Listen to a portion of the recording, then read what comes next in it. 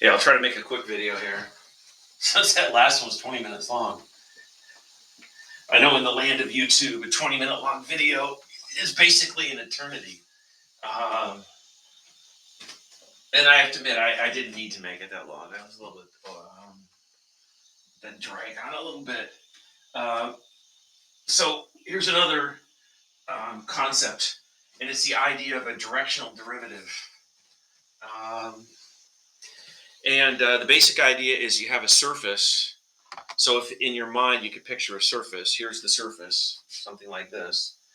And when we looked at partial derivatives, we said either go in the x direction, actually as you're looking at, I guess, x direction would be the standard way, or y direction. But what about any other direction? I mean, it's not necessary that you have to go just in the x and y direction. What if you travel along the surface in any other particular direction? Well, I said I would try to make this video short, and I tell you what I will. If you look at 4.6, you get the setup for definition 4.36. God, this always seems awkward, but definition 4.36. This is not always the way you'll always see it. It's not always the way you'll always see it, but it's equivalent to the way you'll see it. Now, again, here's the idea. Excuse me. The idea is we have our x, y, z coordinate system like this, x, y, z, and then we would have some surface like this. I don't know how I want to really draw this surface here, but that's supposed to be some surface in three-dimensional space. And then down here we have a particular point, let's say x sub 0, comma y sub 0.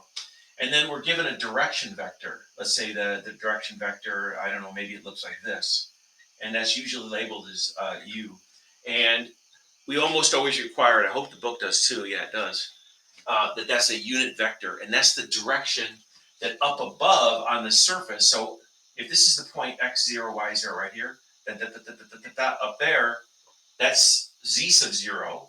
Or we could say that is the point x sub 0, y sub 0, comma, f of x sub 0, y sub 0. And then the idea is we're going to travel in the direction of u, and we want to find the derivative. Now that, actually what you have here, if you go in this direction, you have a plane which slices the surface, and the intersection of the plane with the surface is a one-dimensional curve in three-dimensional space. And so what this idea of a derivative in this direction is going to be is to find the slope. Okay, so I leave it to you to think about this. There's lots of videos online that try to motivate how this works. But I'll tell you what I'm going to do. I'm going to cut to the way you're going to want to do this is, interesting. Our book puts it a slightly different way. And that's fine. So I do have to discuss this. This unit vector business. I think most books that you see will write it like this. U sub 1 I hat plus U sub 2 a j hat. And we're declaring this is a unit vector. We're declaring this is a unit vector. Because it's a unit vector, we can also write it as follows. Cosine of the angle that the vector makes with the x-axis times I hat plus sine of the angle that the vector makes with the x-axis. So these two are equivalent statements. And I'm looking right here at theorem 4.12. So theorem 4.12. This is the way we really want to go about finding the directional derivative. So again, the book builds up a lot of material, but it gets to the following thing. We say the directional derivative, this is the derivative of the function f in the direction of u, or with respect to u, which is a direction vector. So the partial derivative of f of xy in the u direction is given by, let me write it down the way our book, and then I want to write down an alternative. They're the same thing, but two different styles really of writing.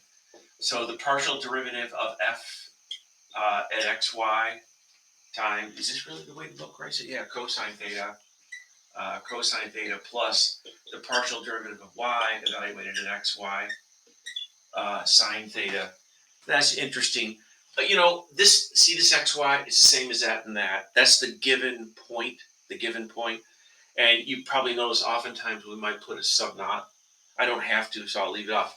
Here's a way I think you'll see it more often written is like this. Is this? Let me write it down here. Oops, sorry. Um,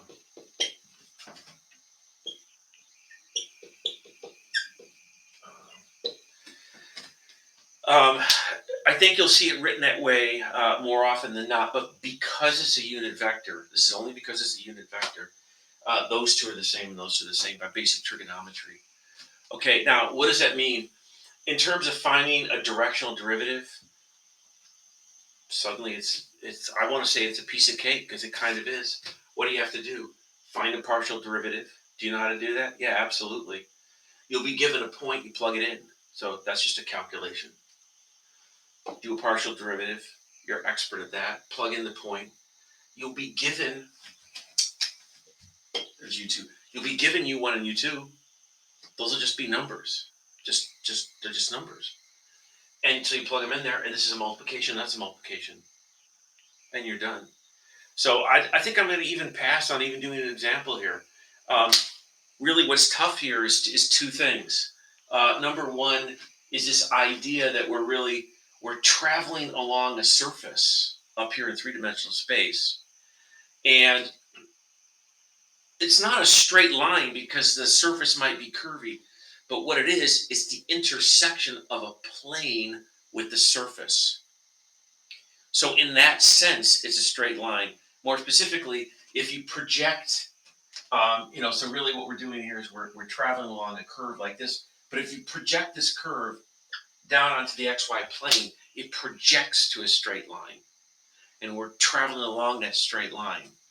And what you can see is from this original definition, you have to do a little bit of mathematics. It's not really that bad. And you get the theorem 4.12. And this is the theorem right here. This is the one you want to use to calculate it. The book uses this definition to do a couple examples. I mean, and I say, that's cool. That's great. 2 thumbs up and all that. But think back to Calc 1. You do the definition of the derivative of a function, and you almost immediately, I don't want to say never use it, but you try to avoid it at all costs. You use the rules. And this really is an addition to our rules, and it lets you calculate it really, really easily. Hey, one other thing, I've got this up here, and it's not a minor thing. So, what do you want to do? Like, hey, warning, pay close attention to this. There's another way to write this. And there's a new thing, and it looks like this. So let me just go ahead and write this down. This upside down triangle is a symbol you're going to start seeing all the time. I mean, just on a fairly regular basis. Engineering, physics, all over the place. And altogether, this is read the gradient. The gradient. And this symbol is read del, D-E-L. I mean, you don't really have to say that. But what is this? This is the gradient. And let me show you what the gradient is. The gradient is a vector, and it's this vector. Here, I'll just write it kind of in the simplest way I can think to write it like that. As a matter of fact, you know what? Let me write it like this. The gradient of f is the vector where the x-coordinate is the partial with respect to x, and the y-coordinate is the partial with respect to y. Now, this has to be evaluated at a given point. For this to be a vector, this can't be a function, this can't be a function. Well, I guess it could. But at any rate, normally we think about at a given point. So the gradient of the function evaluated at a given point, let's say x sub 0, y sub 0, I'll write it like this, is given by this vector here. This is evaluated at x sub 0, y sub 0, comma, the partial derivative of f with respect to y evaluated at x sub 0, comma, y sub 0. This, again, what is this called? This is called the gradient.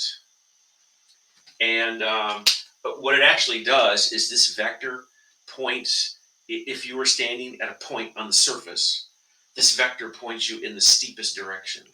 If you said, hey, I want to move away from this point and I want to move in the steepest way possible, this points you in that direction.